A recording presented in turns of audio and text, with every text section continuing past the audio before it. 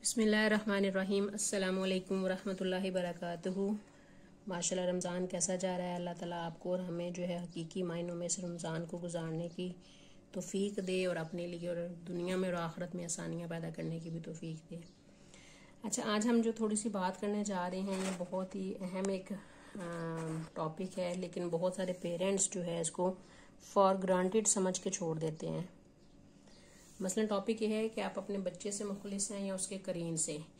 जैसे कि बहुत सारे लोगों को पता भी होगा, नहीं भी पता, कि जैसे अल्लाह ताला ने दो फरिश्ते हर इंसान की पैदाइश के साथ उसके साथ होते हैं, इसी तरह से एक शैतान भी जो है वो हर इंसान के साथ उसकी पैदाइश के वक्त साथ लग जाता है और उसके मरने दम तक वो उसके साथ ही रहता है। और जब वो मर जाता है तो उसकी कब्र पे बैठ जाता है, जिसको हम ज़ात भी कहते हैं, आप इसे नफ्स की भी एक काइंड कह लें। और कुरान में ये वर्ड करीन का वर्ड यूज़ हुआ है। आप सल्लल्लाहु अलैहि वसल्लम ने फरमाया था कि मेरा जो करीन है वो मैंने उसको मुसलमान कर लिया हुआ है, वो मुझे इस तरह से कोई भी शैतानी वसवसे में चीज़ें नहीं देता। बहुत जो अजीम लोग हैं वो तो वाकई इसी तरह से करते होंगे, लेकिन हम एक बहुत ही नॉर्मल से इंसान है। हमारी ईमान की ताकत भी इतनी मजबूत नहीं है कि हम अपने करीन को जो है वो संभाल सकें, बल्कि वही मोस्ट ऑफ द टाइम हमें संभाल रहा होता है। और इसमें फिर हमने ये देखना है कि हम उसको कितना का कंट्रोल कर रहे हैं और अपने बच्चों को हम कितना का ट्रेन कर रहे हैं इसको कंट्रोल करने के लिए। सबसे पहले आप ये देखें, कुछ दिन पहले मैंने एक वीडियो बनाई थी कि बिस्मिल्लाह बच्चों को पढ़ना सिखाएं और अपने हर काम से पहले और अल्हम्दुलिल्लाह कहना सिखाएं। जब मैंने वो वीडियो बनाई तो उसके बाद मैंने खुद ऑब्जर्व किया कि मैं कितने कामों में बिस्मिल्लाह पढ़ती हूँ। जब मैंने कॉन्शियसली इस चीज़ को देखना शुरू किया तो मेरे को 50% जो काम थे वो बगैर बिस्मिल्लाह के थे, लेकिन अल्लाह का शुक्र है कि वो चीज़ मेरे जहन में थी, वो फ़ौरन मुझे याद आ जाता था। और मसलन खाना बनाते वक्त अब मेरी कॉन्शियसली कोशिश होती है कि जैसे मैं खाना बनाने लगूँ तो मैं बिस्मिल्लाहिर्रहमानिर्रहीम पढ़ लूँ। जब उसे चखने लगूँ ख़ास तौर पे, क्योंकि आप सल्लल्लाहु अलैहि वसल्लम ने फरमाया है कि जब आप उसे चखने लगें खाने को दाएं हाथ से चखें और बिस्मिल्लाह पढ़ लें, वरना वो शैतान को रास्ता मिल जाता है उस सारे खाने की बरकत को ख़त्म करने का।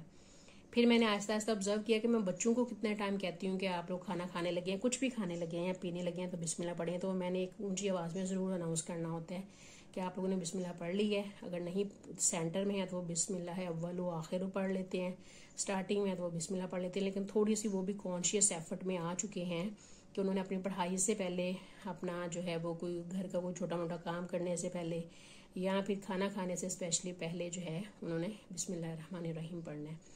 तो अगर तो आप अपने बच्चे को इस बात पे फोकस करवा रहे हैं कि वाकई आपने बिस्मिल्लाह पढ़नी है, अपने हर काम से पहले अल्लाह ताला का नाम लेना है, तो फिर आप अपने बच्चे से मुखलिस हैं, उसके करीन से मुखलिस नहीं हैं। अच्छा, दूसरा काम जो है, जो बहुत सारे पेरेंट्स हम दानिस्तगी में कर जाते हैं, हमें उसका एहसास नहीं होता।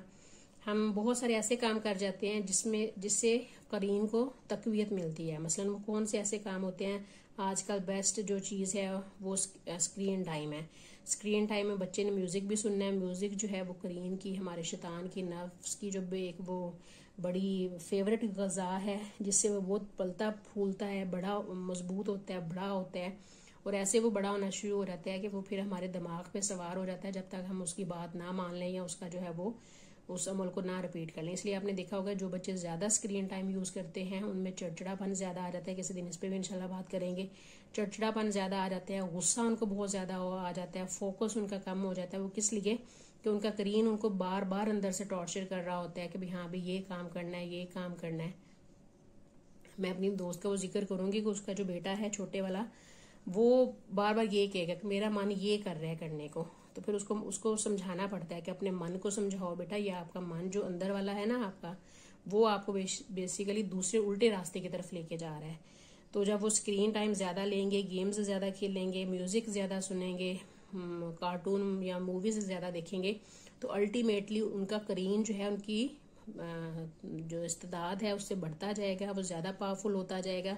वो फिर उसकी बात मानने के बजाय इसके कि वो उनके पीछे है। और इसके बाद हम क्या करते हैं, इसके बाद जब आप अपने बच्चों को नेक कामों की तरगीब नहीं देते, उनकी काउंसलिंग नहीं करते रहते, तो फिर भी मौका मिलता है कि उनका करीन जो है वो उनसे ज़्यादा ताकतवर होता रहता है और वो उनको अपने पीछे लगा लेते हैं।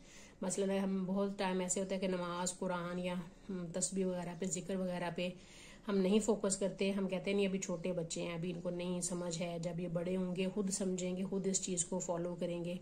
नहीं, जब आपने एक दफ़ा उनकी ये चीज़ें सारी उनकी हड्डियों में बिठानी हैं, उनको कॉन्शियसली इन चीज़ों की आदत डालनी है, फिर आहिस्ता आहिस्ता उन चीज़ों की रूह उनमें उजागर करते जाएंगे। भी हम नमाज क्यों पढ़ते हैं, जिक्र क्यों करते हैं, अल्लाह का शुक्र क्यों करना होता है।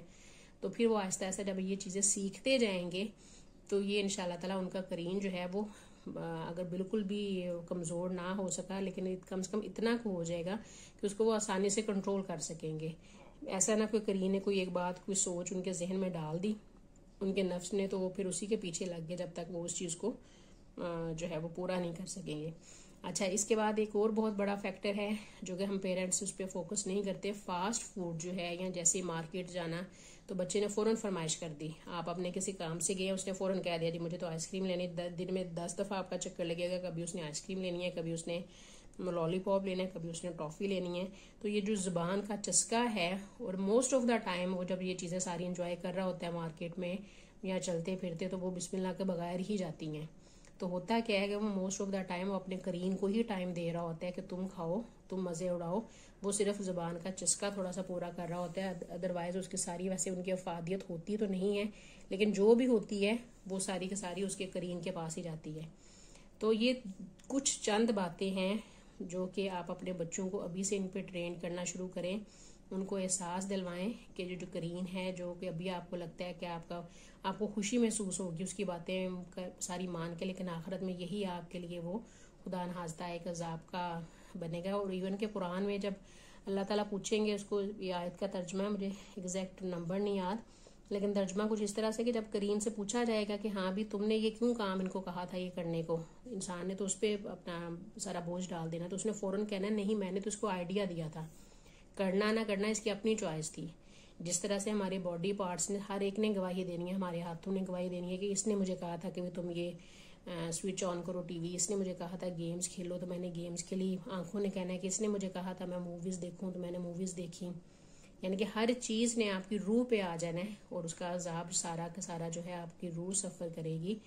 तो बराए मेहरबानी बच्चों से थोड़ा सा मुखलिस होना शुरू कर दें। बहुत सारी माएँ ऐसा करती हैं, बच्चा रो रहा है उसको मोबाइल पकड़ा दो, आराम से वो सुकून से बैठ गया, वो तो सुकून से बैठ गया, उसका करीन जो है वो नशोनुमा पाना शुरू हो गया, बाद में वो ही आपसे हैंडल करना मुश्किल हो गया, और जो है आपको अंदाज़ा ही नहीं होगा कि आपने उसकी आखिरत के लिए कितना भारी सामान जो है वो आहिस्ता आहिस्ता आहिस्ता आहिस्ता करके उसको इस तरह से यूज टू कर दिया है कि उसके अपने लिए भी उसको जान छुड़ाना उससे मुश्किल होता जाएगा।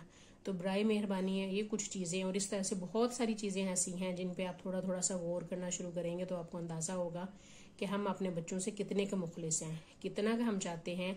हम दुनिया की तरक्की तो उनकी चाहते हैं, एक बड़ा ऑफिसर बनाना उनको चाहते हैं, सक्सेसफुल मैन होना चाहिए, बिजनेस मैन होना चाहिए, लेकिन इस चीज़ से ज़्यादा फोकस इस चीज़ पे बनाएं कि वो अल्लाह ताला हमें हिम्मत दे कि हम उनकी ऐसी तरबियत करें, ऐसे मुसलमान बनाएं कि आखिरत में उनके चेहरे पर नूर हों, पुलसरात में वो अपनी रोशनी के साथ चल के उसको पार कर सकें और आप सल्लल्लाहु अलैहि वसल्लम के हमसायगी में उनको जगह मिल सके।